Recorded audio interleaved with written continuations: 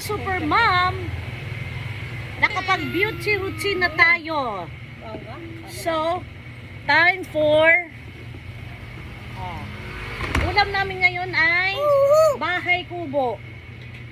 Bahay kubo, kahit munti, ang halaman doon ay sari-sari, singkamas at talong, sigarilyas at mani. Yun lang alam ko, basta alam ko may upo. 25 pesos, kaya ko binili dahil siya ang pinakamura. 25 lahat yan. Ayan guys, oh, tignan nyo. 25, o diba? O. Bahala ka mamili. Maraming malalaki doon.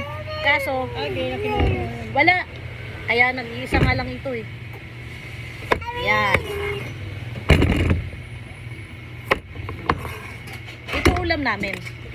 Kaya, maaga pa lang, anuin ko na.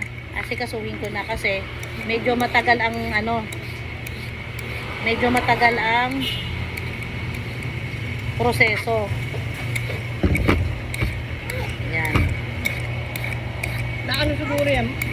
Marami sila, oh. Hindi siya bilog. Bili lang. Magdayam siya. Uy!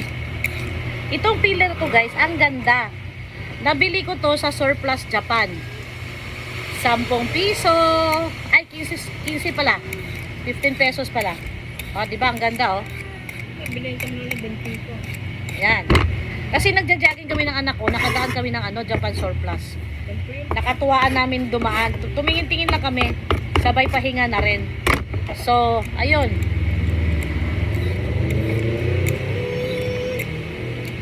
Nakita ko to. Sabi nung may-ari. Alam mo yung babae, yung parang mistisang matanggal lang. Yung ganun buhok. Yung anak na tumumba doon, taga-EQ. Bakit tumumba? Ano ko? Kaya kinuha yung ambulansya kanina. Nakaiga doon sa gate nila Roland. Naka-uniform. Ay, kawawa. Nakakita siya ng kami. Ano yung kapatid-back? Nahilo. Ha? Nahilo siya. Yan, ang ganda, oh. Hindi makagalaw. Pero yung mata lang gumagalaw. Hindi nakakanta. Ano yun? Nahilo yun.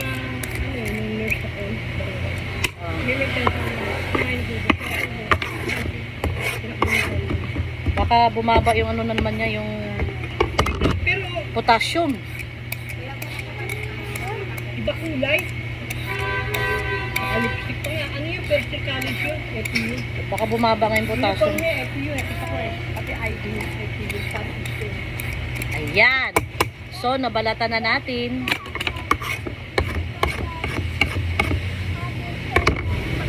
Uhugasan ko muna, guys.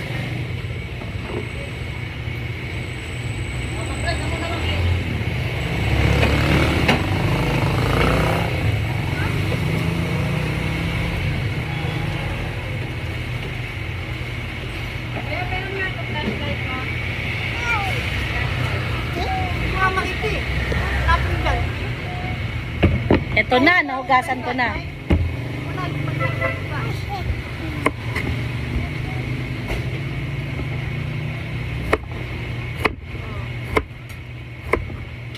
Igigisa ko lang to.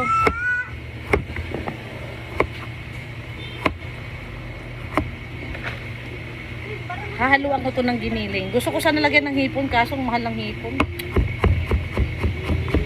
Ayan, ganito lang ang hiwa. Pa-strips.